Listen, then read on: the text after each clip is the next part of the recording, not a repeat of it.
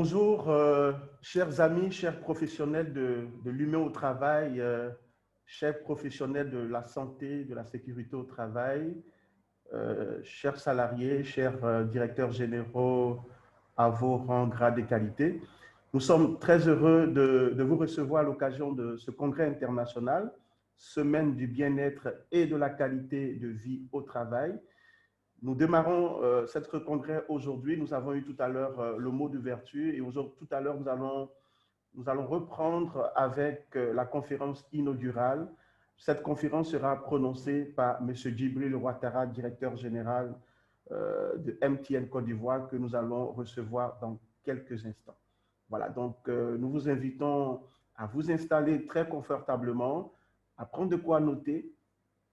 Et n'hésitez pas tout à l'heure à réagir tout au long de ce temps de conférence, à poser des questions ou à faire des contributions. Voilà, merci et à tout à l'heure pour le démarrage de cette conférence.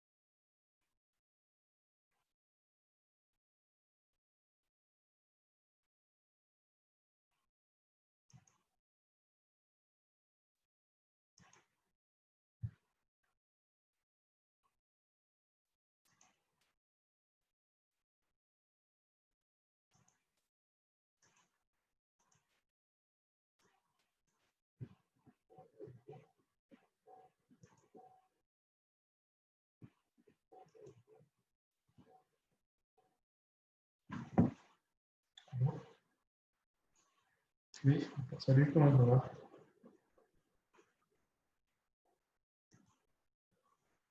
Qu'est-ce qui se passe? Non, non, attends, je t'ai perdu apparemment. Attends, je vais voir si je peux te retrouver. Où soit, vous voyez, je vois, je vois un écran, plutôt, je vois ton ordinateur, tu projettes ton ordinateur, où je vois donc, comment on appelle, tu as les vidéos qui sont sur l'écran. Tu partages en fait, tu partages ton écran. Non, tu partages ton écran. Mhm, mhm.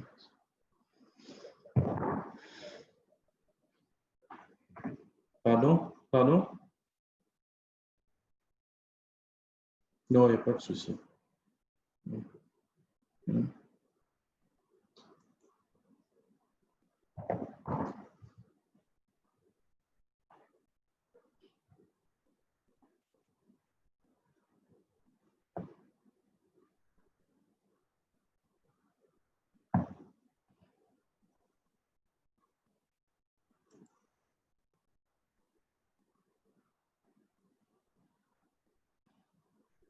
Et l'emploi des jeunes. Je me réjouis donc qu'aujourd'hui, de façon effective, nous ayons donc ce call center mis à disposition par MTN. MTN Côte d'Ivoire accompagne le gouvernement ivoirien, les services de santé dans la lutte contre la propagation de la Covid-19. MTN Côte d'Ivoire, en collaboration avec le ministère de la Santé et de l'Hygiène publique, a initié une campagne de sensibilisation et de communication contre le coronavirus à travers une caravane qui a sillonné les 10 communes de la ville d'Abidjan. Depuis l'arrivée de MTN, nous sentons effectivement un retour positif de la population qui apprécie beaucoup ce message. Faisant suite à la sollicitation par l'ICA, Institut de cardiologie d'Abidjan, à le fait de disposer d'équipements nécessaires à la prise en charge de ces patients à risque de la Covid-19, MTN Côte d'Ivoire a marqué sa solidarité en faisant don d'un lot d'équipements médicaux. Nous demandons au Seigneur de vous bénir, de faire prospérer MTN pour que nous aussi, nous puissions, dans des conditions comme celle-ci, savoir pouvoir compter sur des partenaires comme vous. C'est au tour du groupement des sapeurs-pompiers militaires d'être équipés en matériel de communication afin de contribuer significativement à renforcer sa capacité de communication dans la coordination de ses interventions liées à la Covid-19. Ce sont plusieurs smartphones, des tablettes 10 pouces, une Smart TV 55 pouces pour la géolocalisation des cas de secours et 1 million de francs CFA de cartes de recharge pour faire face aux besoins de communication qui ont été remis par MTN Côte d'Ivoire au GSPM. Il va nous permettre aussi de favoriser la localisation des sinistrés et de montrer les chemins les plus adéquats à nos engins qui sont engagés sur le terrain. C'est à l'occasion d'une cérémonie organisée dans l'enceinte de CHU de Treichville que MTN Côte d'Ivoire a fait don d'équipements ainsi que de matériel de communication. Nous répondons à l'appel du gouvernement en dotant l'ensemble des structures d'outils de technologie d'information et de la télécommunication qui doit leur permettre de gagner cette guerre contre cette pandémie du 21e siècle. Prenons la parole à son tour, le docteur Eugène Akaouele, ministre de la Santé et de l'Hygiène publique de Côte d'Ivoire, a exprimé ses sincères remerciements. La rencontre initiée ce jour par votre société constitue une réponse tangible à l'appel lancé par son Excellence le Président de la République pour sauver des vies et préserver notre chère Côte d'Ivoire. Dans le cadre du partenariat avec le secrétariat du Conseil national de sécurité de Côte d'Ivoire, MTN Côte d'Ivoire a offert une solution applicative qui fournit au gouvernement ivoirien des données quantitatives pour la gestion du risque de propagation de la Covid-19.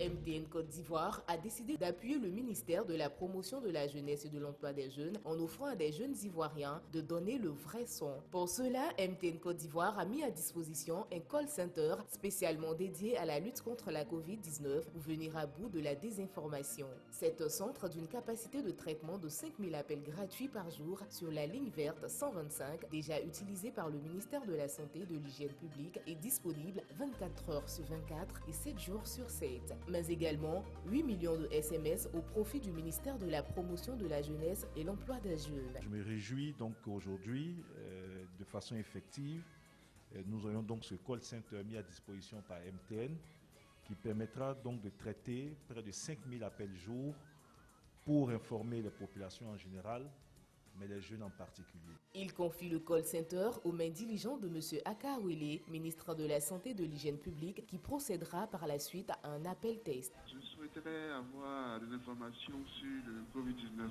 C'est un virus. Oui. Voilà. Ça commence toujours par les signes évocateurs, c'est la fièvre, c'est la toux, c'est les difficultés respiratoires. Depuis le début de la pandémie, MTN Côte d'Ivoire a apporté un appui de plus de 450 millions de francs CFA pour la lutte contre la Covid-19.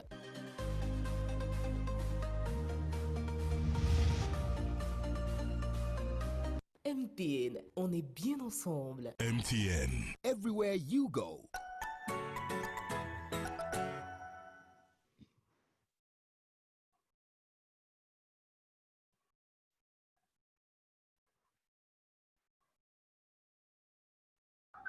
Bonjour Djibril. Bonjour Arthur, comment tu vas? Très bien, très bien, très bien. En tout cas, merci beaucoup à toi et merci à MTN d'avoir répondu à notre invitation à l'occasion de ce congrès international Semaine du bien-être et de la qualité de vie au travail. Voilà. Voilà, donc avec toi, ça sera la conférence inaugurale sur la thématique entreprise et Covid-19, impact de la crise, tout ce qui est de l'ordre de retour d'expérience et recommandations. Donc, merci à vous également, chers spectateurs, vous qui nous suivez depuis notre plateforme et depuis également YouTube et Facebook, notre page Facebook. Donc, nous recevons aujourd'hui pour vous Monsieur Djibril Ouattara, directeur général de MTN Côte d'Ivoire.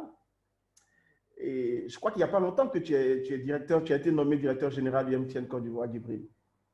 10 mois de cela déjà. Ça fait 10 mois de cela. OK.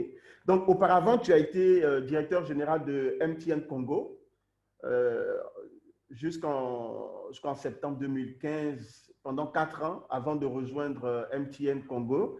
Et tu as fait également incursion dans le monde des médias. Tu as également été directeur général de Canal Plus Côte d'Ivoire.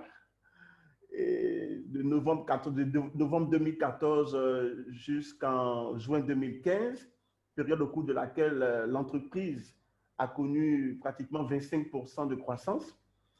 Tu as également été directeur général d'Atlantique Télécom Togo de mars 2009 à octobre 2014 et ensuite directeur technique d'Atlantique Télécom, la plus grande, on le dit, la plus grande opération du groupe d'août 2006 à 2009. Donc, on note également que notre conférencier, notre keynote speaker, Djibril Camara, a rejoint Atlantique Télécom en 2005. Donc, il est aussi diplômé, parce que là, on va également parler du cursus universitaire. Djibril, tu as obtenu un MBA à MIT Sloan School of Management aux États-Unis. Tu es aussi titulaire d'un DSS en stratégie et gestion d'entreprise à l'Université de Paris 1. Également le diplôme du Centre d'études financières, économiques et bancaires à Marseille. Et voilà, donc c'est une personne pétrie d'expérience.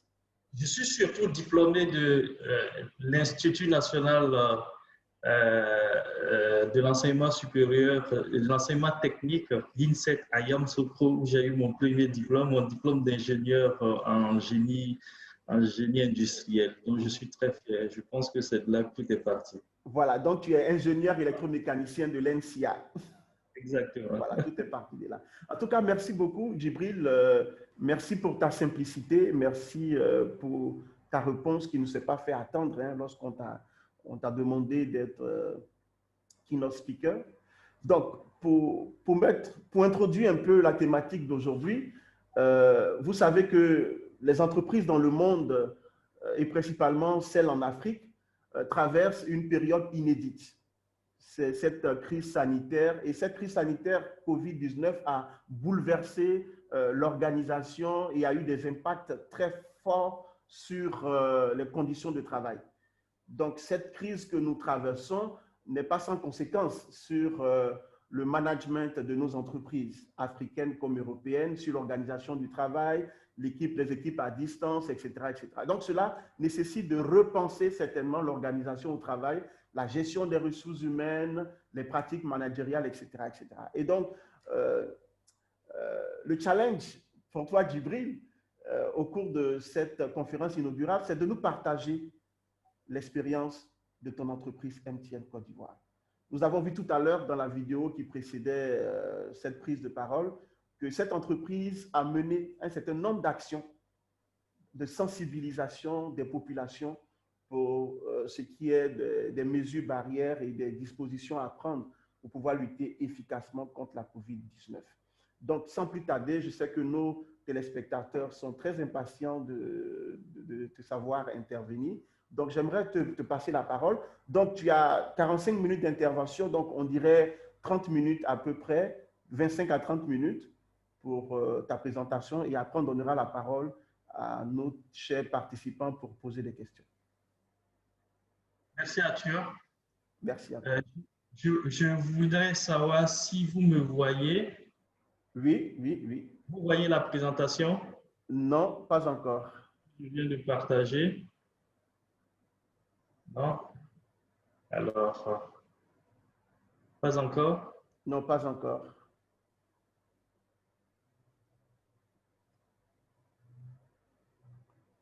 Toujours pas? Non, non, non, pas encore.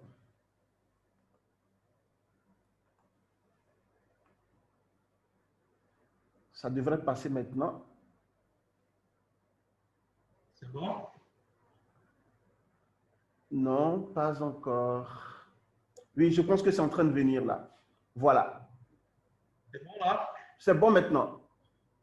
En tout cas, merci de l'opportunité que tu nous donnes pour partager notre expérience. Je dois avouer que le thème de ce webinaire international était intéressant pour nous à MTN parce que nous avons la prétention de vouloir être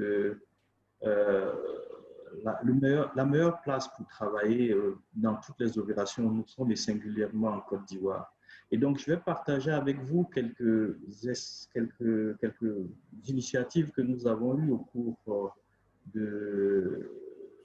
en traversant cette pandémie de la Covid depuis le mois de mars, en commençant d'abord par vous parler de l'impact de la crise sur notre activité et sur notre entreprise, crise sanitaire et organisationnelle immédiate que nous avons eu à prendre par ensuite. Et après, je vais explorer avec vous le futur, ce qui va être l'après-Covid, ce qui va probablement devenir la normale, en commençant par les enseignements qu'on a tirés, les dispositions nouvelles qu'il faut prendre et ce qui devrait être, à notre sens, la nouvelle façon de vivre avec cette pandémie. Alors, pour commencer, l'impact de la crise sur notre activité en tant qu'opérateur télécom, contrairement à ce qu'on peut penser, a été négatif. D'aucuns pensent qu'avec l'utilisation abondante de l'Internet, il y a eu forcément une croissance exponentielle de la consommation et donc de nos revenus. En réalité, le ralentissement de l'activité économique impacte notre secteur d'activité. Toutes les personnes qui sont dans l'informel, qui n'arrivaient plus à avoir des ressources, se trouvent dans des difficultés pour payer des forfaits, pour utiliser l'Internet et même la voix. Il ne faut pas oublier que sur notre parc d'abonnés, seulement 40% ont un smartphone. Et donc, 40% sont les personnes qui peuvent utiliser de l'Internet. Le reste, ils utilisent la voix. Et lorsqu'ils sont astreints au couvre-feu à partir de 20h et qu'ils rentrent chez eux à partir de 18h, ils arrêtent de téléphoner, surtout qu'ils n'ont pas d'activité économique. Donc, on a vu une baisse importante de notre activité au mois d'avril notamment, qui a un peu continué jusqu'en mai, et c'est seulement au mois de juin que nous avons commencé à nous remettre. Mais naturellement, il y a le contre-coup encore de cette crise, ce qui fait que nous avons un impact. C'est vrai qu'à MTN, on connaît une croissance par rapport à l'année dernière, mais elle aurait été plus soutenue si jamais il n'y avait pas eu cette crise. Nous avons dû fermer certains de nos points de vente. Nous avons dû fermer certains de nos points de vente très tôt parce que nous ne voulions plus exposer à la fois nos clients et notre personnel. Nous avons eu des recouvrements difficiles puisque beaucoup d'entreprises étaient dans des difficultés, avaient vu leur ralentissement et donc ralentissement de leur activité. Et la conséquence claire, c'est sur notre cash flow et il fallait revoir donc nos plans d'investissement notamment. Et nous avons eu l'arrêt de toutes nos activités de terrain avec nos gros sponsoring, mais également toutes nos activités qu'on pouvait faire pour activer les abonnés, pour activer les services. Sur le plan du réseau, c'est vrai, on a connu une très forte croissance du trafic de la data, à plus de 30%, surtout dans les zones résidentielles où beaucoup d'employés de grandes entreprises étaient en télétravail. Et donc, du jour au lendemain, on constate une forte croissance de la data. Le réseau n'était pas dimensionné ou n'était même pas, on va dire, optimisé pour pouvoir couvrir une demande de la sorte. Ce qui fait qu'il y a eu quelques frustrations dès le départ, mais je vais vous expliquer tout à l'heure comment nous avons su réagir.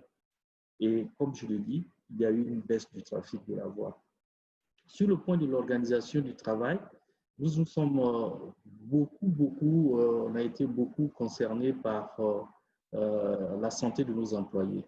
Notre équipe de santé au travail a dû se réorganiser pour s'adapter à cette nouvelle donne. Parce que nous ne sommes pas limités à suivre les gens qui venaient dans nos infirmeries, dans nos différents centres de santé, mais nous avons eu une démarche proactive pour aller vers les familles et nous avons étendu d'ailleurs cette démarche-là à des employés de nos sous-traitants qui n'étaient pas forcément couverts par des assurances, puisque quand on prend par exemple un agent de sécurité, il est exposé à la fois à nos clients et à nous-mêmes. Donc, il fallait se réorganiser en conséquence. Et pour la santé de nos clients, il a fallu réorganiser nos espaces où on reçoit ces clients-là et même les plus prestataires. Nous avons limité et interdit les visites dans nos bureaux, dans nos sièges, en tout cas nos bureaux administratifs. Nous avons limité les contacts avec les fournisseurs et nous avons fait en sorte que nous puissions assurer à tout moment les mesures barrières dans les agences où nos clients venaient. Et évidemment, comme toutes les entreprises, nous avons fait face au challenge de la supply chain mondiale. Vous savez, quand une année budgétaire commence au mois de janvier, on commence à préparer les investissements. On espère finir les commandes avant la fin du mois de mars pour que les usines puissent vous les délivrer avant la fin du mois de juin et pour que vous puissiez les déployer sur le 3e trimestre et commencer à partir du 4e trimestre à en tirer les bénéfices. Et donc, c'est en ce moment-là qu'il y a eu des incertitudes sur la supply chain mondiale, la baisse du trafic aérien, la baisse du trafic maritime, la fermeture de certaines usines de manufacture, notamment en Chine, où la plupart de nos fournisseurs ont leurs usines. Voilà un peu les différents challenges. Et donc, au vu de ces challenges, nous avons dû prendre des mesures sanitaires et organisationnelles immédiates. Déjà, nous nous sommes très vite rapprochés des gouvernants pour appliquer les recommandations du gouvernement sur le plan sanitaire. Ensuite, en interne, nous avons procédé à l'exécution de notre plan de continuité d'activité. Cela consiste notamment à l'activation, premièrement, de ce comité. Il existe depuis longtemps, il fait partie de nos différents principes de gestion, mais il n'est pas forcément on va dire, conçu pour pouvoir pour faire face à des crises de ce type. C'est plutôt des crises qui peuvent être assimilées à des insurrections, des crises qui peuvent être à des grosses pannes. Donc, il a fallu réactiver très vite ce comité de crise et puis sensibiliser, former notre personnel et souvent le client et les grands publics. Il a fallu déployer très vite des équipements de nettoyage et désinfection sur nos sites de travail et dans nos agences pour s'assurer que nous pouvions prendre soin de nos collaborateurs et de nos clients. Il a fallu réorganiser, comme je l'ai dit tantôt, notre service de santé. Et il a fallu mettre en place un système de monitoring quotidien de la situation, non seulement de l'état de santé de nos collaborateurs, mais également avec les autorités administratives et politiques. Et ensuite, savoir comment est-ce que la pandémie évoluait. C'est donc en fonction de l'évolution de la pandémie sur le plan national que nous devrons donc définir l'état de gravité pour savoir quelles sont les activités qu'il faut faire et quelles sont les activités qu'il ne faut pas faire. Et la décision du télétravail est intervenue tout de suite. À partir du 20 mars, nous avons tout le personnel était en télétravail, mais une semaine avant, nous avons commencé à tester cela avec la direction technique, la direction de l'informatique, et nous avons doté l'ensemble du personnel d'outils pouvant permettre de faire ce télétravail. Sur le plan de notre réseau, nous avons dû nous adapter à cette résilience. Comme je vous ai dit, il y a eu une augmentation de l'utilisation des données, donc nous avons déclenché ce qu'on a appelé chez nous un plan Marshall pour pouvoir augmenter notre capacité en termes de traitement des données. Et ce qui nous a amené d'ailleurs à déployer très vite la 4.5G qu'on appelle le Massive MIMO, parce que nous avons identifié des zones où il y avait une concentration de certains de nos gros clients et qui pouvaient avoir des difficultés en termes de capacité, en termes de vitesse. Et donc, nous avons déployé la 4.5G dans ces endroits et ces personnes-là peuvent aujourd'hui bénéficier de débits allant jusqu'à 200 mégabits par seconde.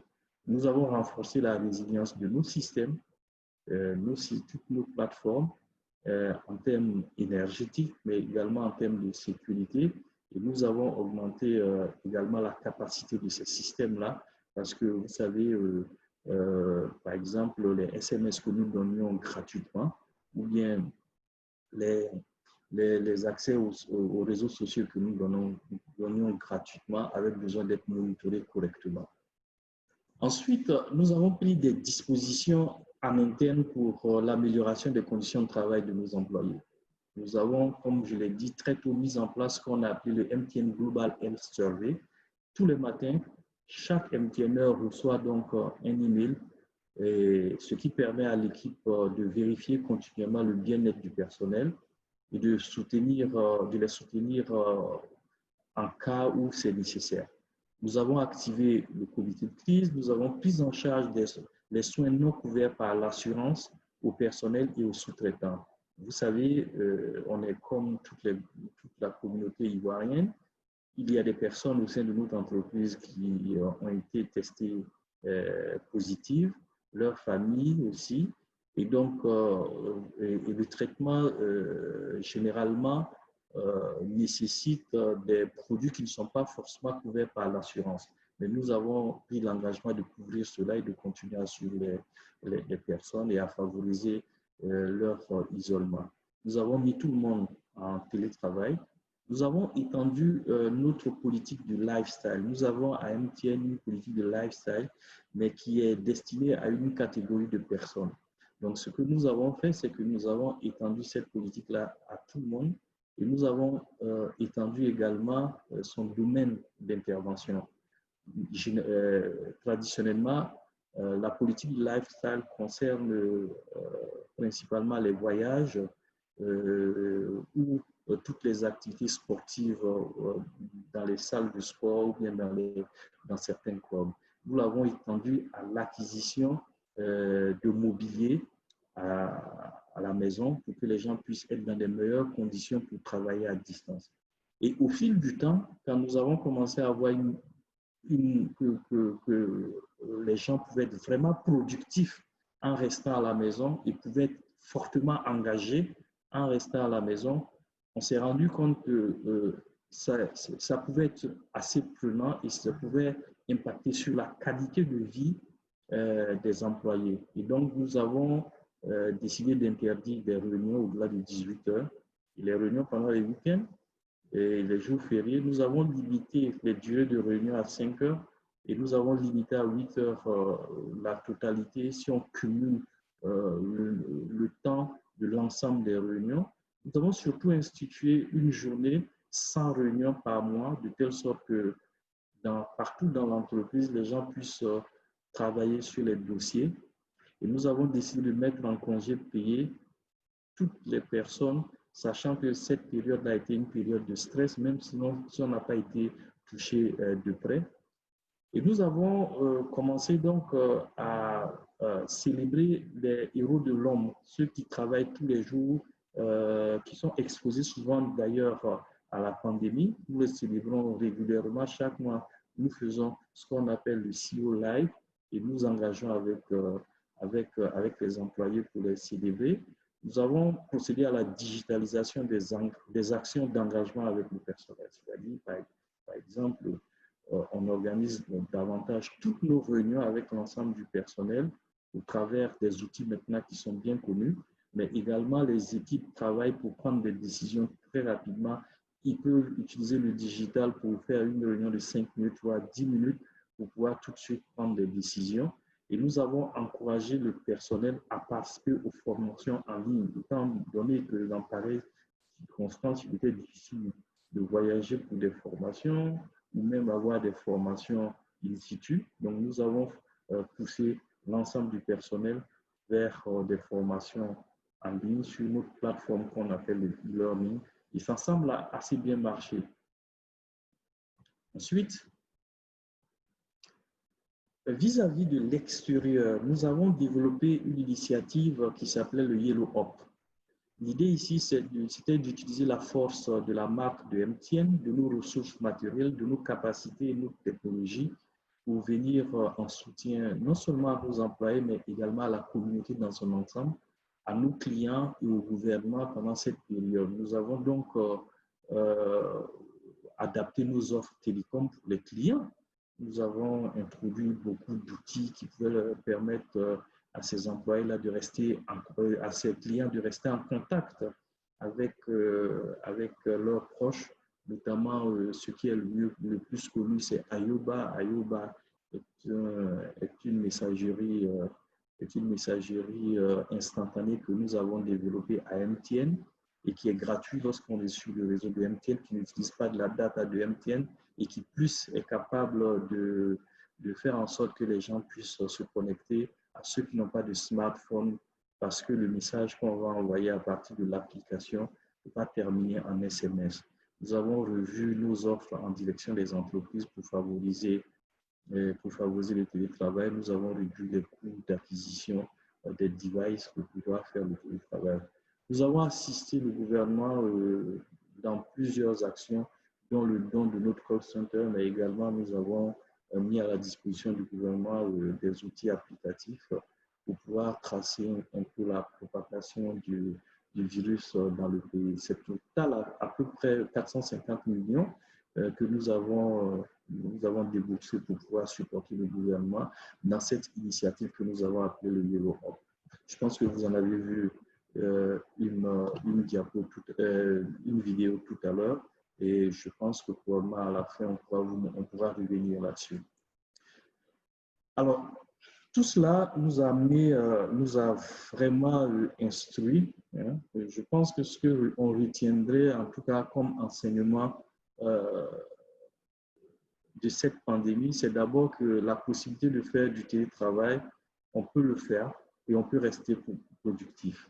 Comme vous le savez, tous ces outils que nous utilisons aujourd'hui existaient auparavant, mais nous ne les avions jamais utilisés comme maintenant et nous nous sommes rendus compte qu'il était possible, évidemment, d'être très productif en restant à la maison pour travailler en faisant donc le télétravail. Nous avons réalisé, comme vous aussi certainement, qu'il était bien possible de réduire le nombre de réunions physiques. En tant qu'exécutif, on peut passer beaucoup de temps en train de voyager, être dans l'avion pour aller faire des sessions au headquarter sur le budget, sur différentes choses.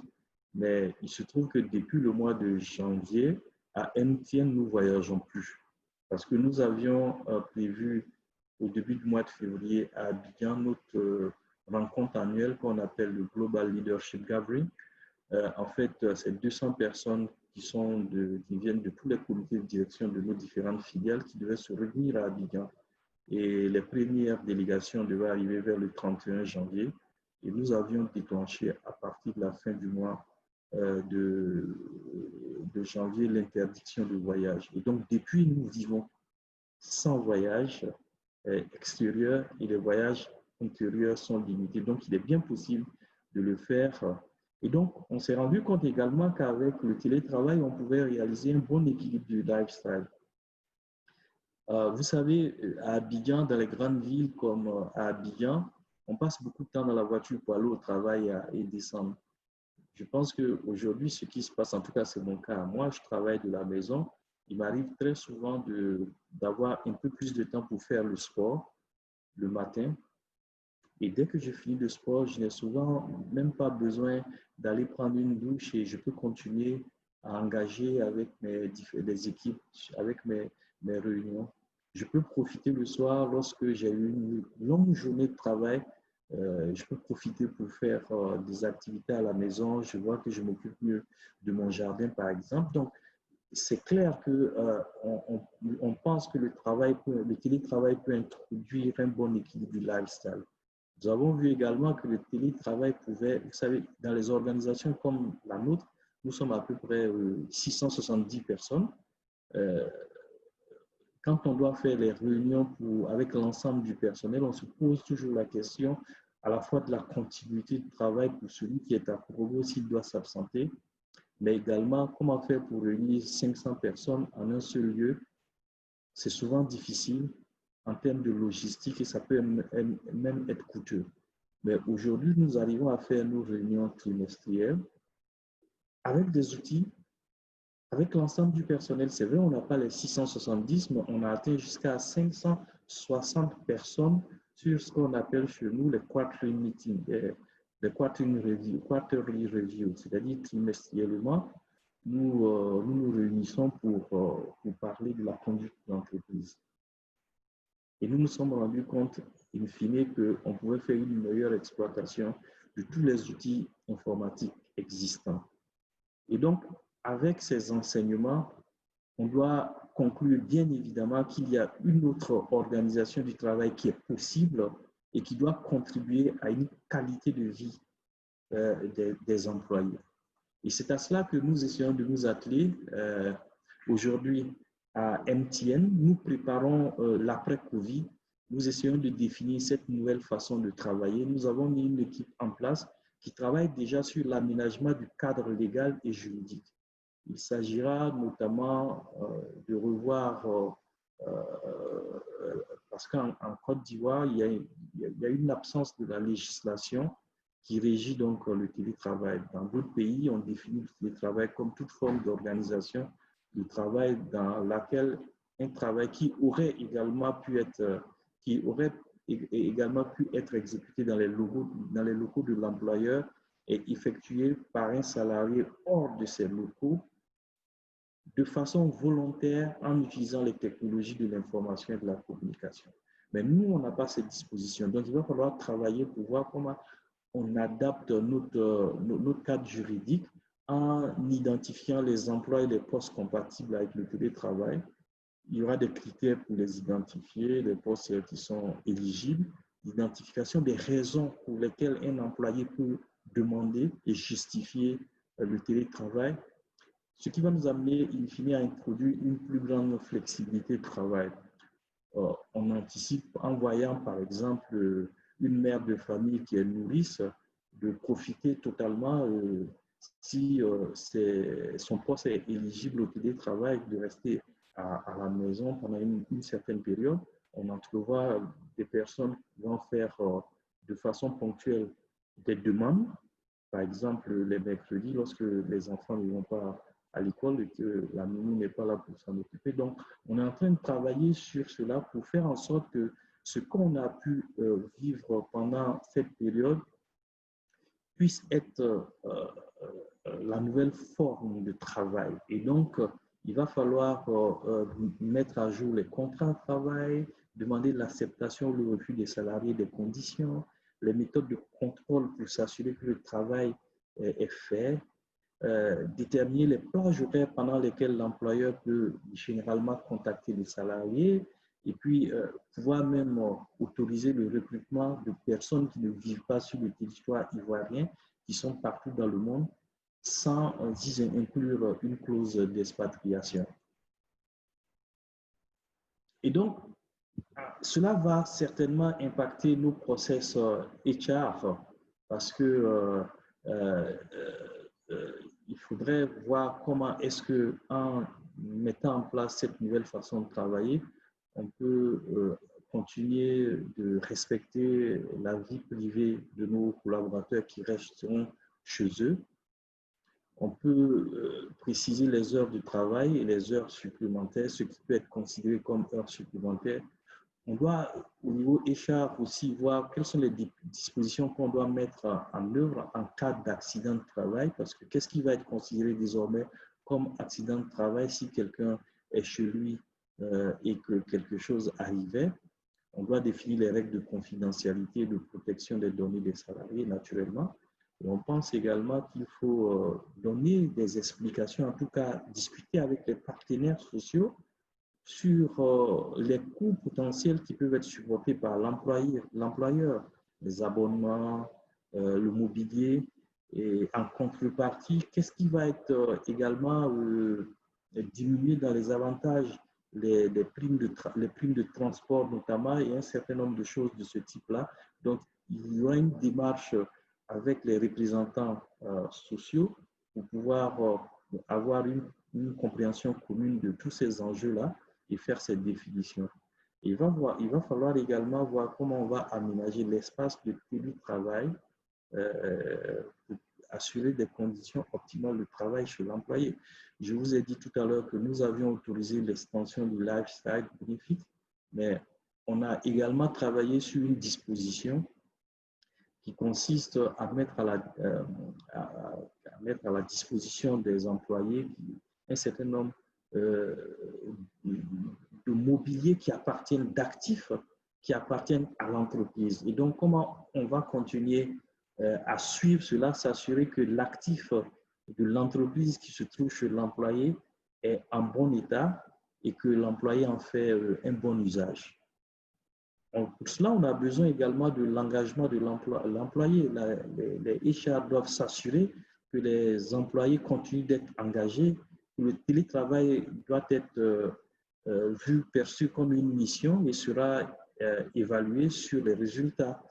Que la confiance doit être établie totalement, créer la confiance totalement entre l'employeur et l'employé pour vous dire que tu n'es pas dans un espace où on te suit à la minute près, mais tu as une responsabilité vis-à-vis de ton employeur et c'est cette confiance qu'il va falloir construire au travers de séminaires de sensibilisation et définir les mécanismes pour que, au moins de façon régulière, le télétravailleur puisse venir quand même au travail parce que rien ne peut remplacer les contacts entre humains. Je pense que d'ailleurs, quand on est au télétravail, c'est ce qui nous manque le plus. On a besoin d'interacter, on n'a pas besoin, on ne peut pas rester éternellement en virtuel. Et la communication intranet régulière avec le staff par les meetings virtuels, les informations sur les activités de la société sont des process qu'il va falloir forcément développer dans nos principes HR désormais. Et tout cela ne peut s'accompagner qu'avec un bon équipement en infrastructure IT. Il s'agira de fournir aux employés les outils informatiques appropriés et les logiciels. Nous, à MTN, nous explorons beaucoup d'opportunités dans ce sens. Nous nous assurons que les télétravailleurs disposent des ordinateurs et de la connexion Internet adéquate. J'entends la connexion de MTN. Je vous ai dit ce qu'on a fait pour que ces connexions soient la meilleure qualité du marché. La communication en ligne doit être forcément robuste. On prend beaucoup de sécurité pour avoir accès à notre système d'information, mais également on développe beaucoup en termes de stockage de fichiers partagés et de plans de collaboration viables. On a également un plan Marshall dans ce sens que nous poursuivons en faisant en sorte toujours qu'on ait une sécurité parce que les accès à distance ont des contraintes. Et nous sommes en train d'analyser avec l'équipe de travail qu'on a mise en place comment est-ce que nous allons acheter des logiciels pour favoriser le brainstorming et le planning, pour favoriser des process de decision making, pour favoriser la correction en commun de documents, créer des chat groups et avoir réellement comment on manage nos passwords à distance, comment on a des assistants virtuels et comment on peut favoriser les feedbacks. Et nous sommes en train de digitaliser également un certain nombre de services, d'automatiser beaucoup de tâches, par exemple la signature électronique certifiée pour certains postes de responsabilité. Et nous pensons qu'il va falloir continuer à maintenir une culture de gestion du risque qui s'étend à des risques comme les risques qu'on a vécus. Ça, c'est important pour nous. Une culture de risque permet de réagir très vite et positivement à pareille pandémie. Et je pense qu'on a vu circuler pendant cette pandémie des vidéos de Bill Gates qui déjà attiraient l'attention des gens sur de pareils risques. Désormais, il va falloir se préparer. Peut-être on va avoir le vaccin de la COVID-19 bientôt, mais on pourra avoir la COVID-20 très bientôt et il faut en conséquence que cette culture de risque qui est en place soit maintenue et renforcée. L'après-Covid également va concerner notre qualité de vie au quotidien. Et donc, il va falloir forcément avoir une nouvelle façon de vivre. Et cette nouvelle façon de vivre, ce sera certainement de continuer à porter les cache-nez. Il est établi que dans l'ensemble de nos pays, pas seulement en Afrique, il est établi que les marques comme les nôtres, comme MTN, ont beaucoup d'adhésion des populations. En effet, les marques comme MTN sont choisies et sont vues comme des personnes qui ont une légitimité.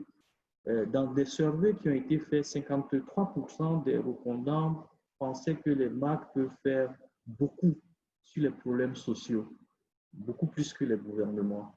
Ils pensent que 54% pensaient, eux, que les marques peuvent adresser très bien ces problématiques de la société et 46% des répondants pensaient que les marques peuvent avoir des meilleures idées pour traiter les problèmes sociétals que les gouvernements. Visiblement, nous, en tant que marque leader en Afrique, on pense qu'on a la légitimité pour pouvoir être un acteur de changement. Aujourd'hui, il s'agit de changer, de renforcer la perception qu'on a sur le port du masque.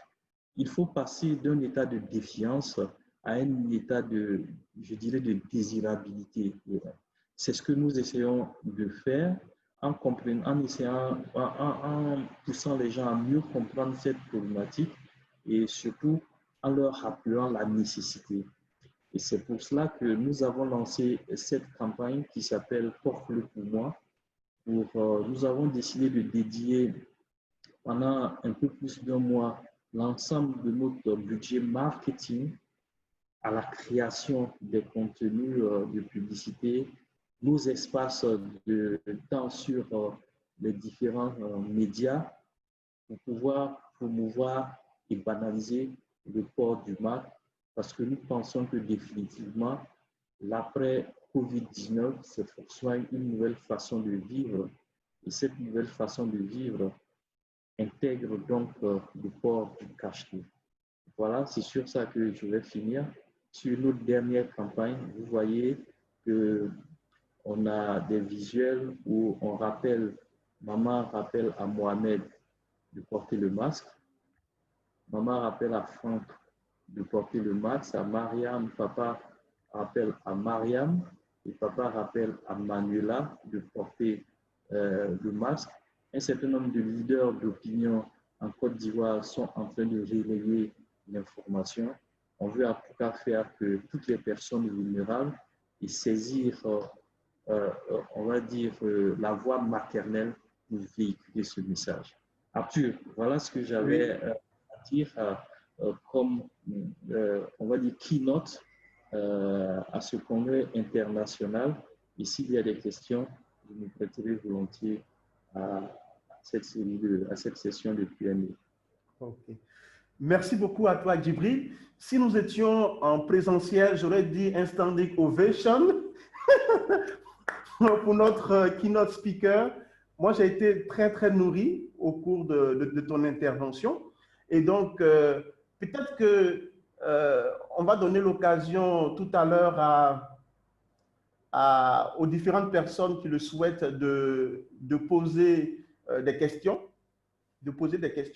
mais je me propose de partager avec nos téléspectateurs la campagne de MTN. Tout à l'heure, tu en as parlé, cette campagne sur le port du masque.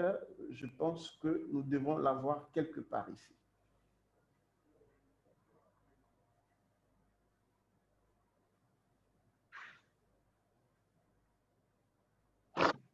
Un instant, je pense, quelques soucis techniques, ça devrait.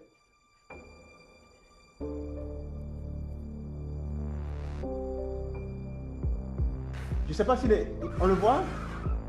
Non. Ok, je pense que. On ne voit pas encore. Ok.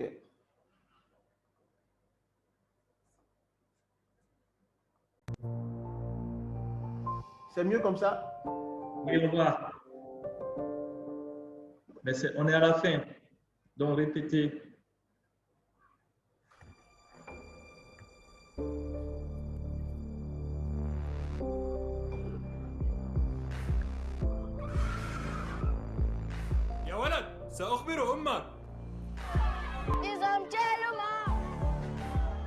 Attends que je le dise à ta mère. Donc porte ton masque, sinon je vais le dire à ta mère.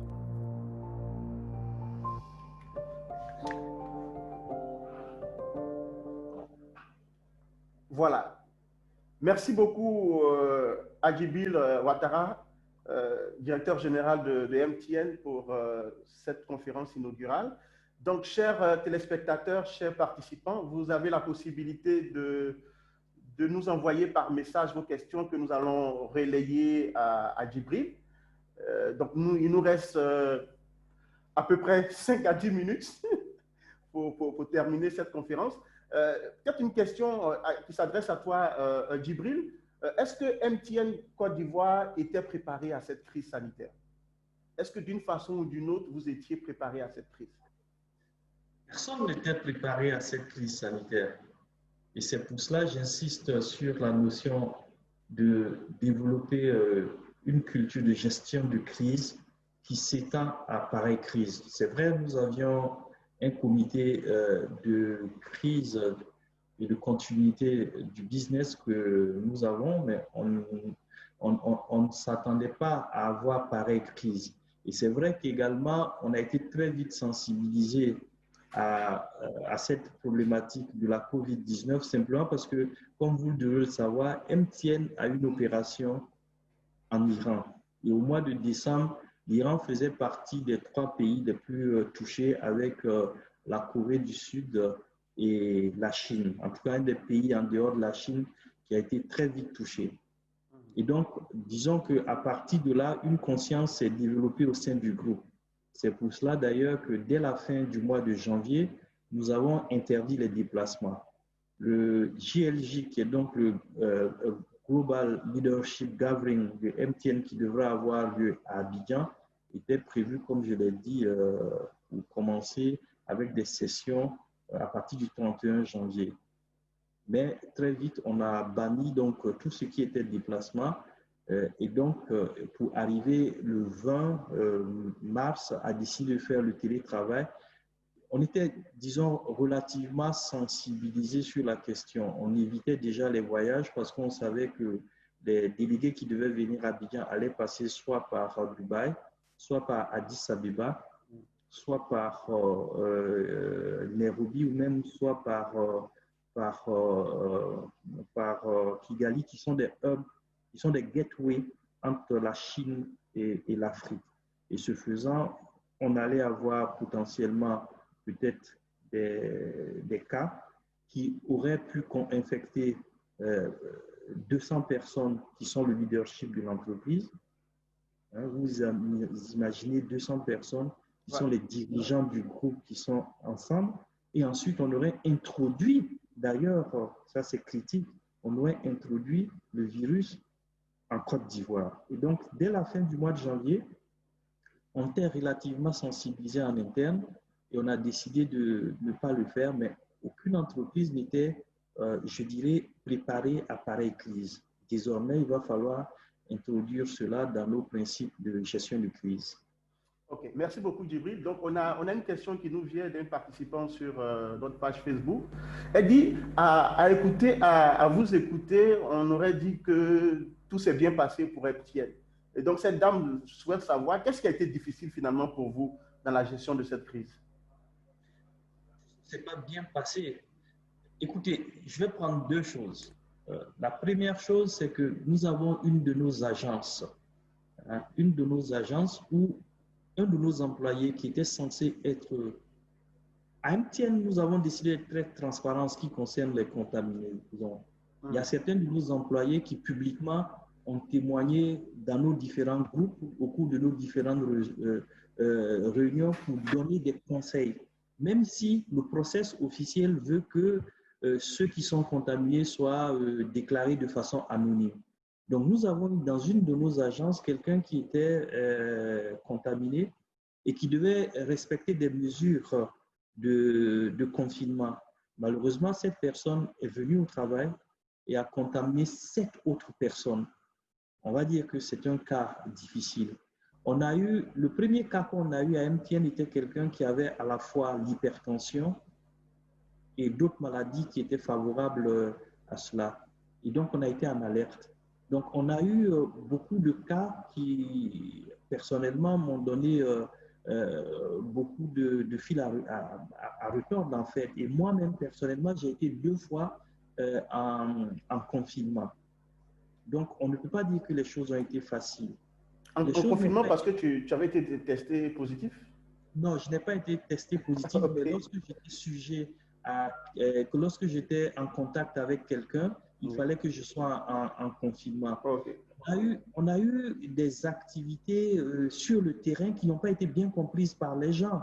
Et pendant qu'on avait décidé de ne pas faire des activités sur le terrain, on a un certain nombre de nos sous-traitants qui sont allés faire des activités à Bobo. Donc, tout cela, c'est des choses qui sont difficiles. On a eu beaucoup de difficultés sur notre réseau. On a notre client principal qui est la BAD. La BAC très tôt est partie en télétravail. Et pour l'après, ils ont acheté un certain nombre de box Internet avec nous. Or, on oublie que les box Internet, c'est de l'Internet fixe. Ça nécessite souvent ce qu'on appelle du pre-sales, la vente, avant la vente, et ensuite la pré-vente pour s'assurer que les devices qui sont utilisés sont bien positionnés et on fait quelques ajustements sur le réseau. Lorsque on a été surpris de l'utilisation d'une croissance de plus de 30% de la data, personne n'est préparé à ça. Et ça crée beaucoup de frustration et les gens disent on n'arrive pas à travailler à cause du réseau. Il a fallu adresser cela dans des conditions difficiles de supply chain mondiale, comme je le disais tantôt. OK. Donc, on a une dernière question. Là, nous sommes quasiment à la fin de cette conférence. Une dernière personne qui nous vient de Madame Ami, qui dit « Qu'est-ce que vous recommandez en tant qu'entreprise leader de la téléphonie en Afrique, qu'est-ce que vous recommandez aux entreprises en Afrique pour une meilleure gestion de la crise? » C'est difficile de vouloir paraître comme des donneurs de leçons. Donc, je pense que ce que vous avez dit dans le cadre de... Vous avez dû voir, dans le cadre de mon message de ce matin, vous aviez parlé de recommandations. Moi, j'ai parlé plutôt d'enseignement et de partage. Je préfère avoir cette posture un peu plus humble au lieu d'être un donneur de leçons. Une posture basse. Pardon? Une posture basse. Voilà, exactement. Voilà ce que nous, on a fait à MTN. Et voilà ce que nous souhaitons faire, les enseignements que nous en avons tirés et que nous souhaitons faire. Ce que nous avons fait à MTN, c'est que premièrement, nous avons décidé de faire en sorte que la santé de nos employés et la santé de nos clients passaient avant tout. Et donc, s'il fallait fermer des agences, s'il fallait aller en télétravail, s'il fallait ne pas aller encaisser nos factures, on a décidé de cela. Ça, c'est la première chose.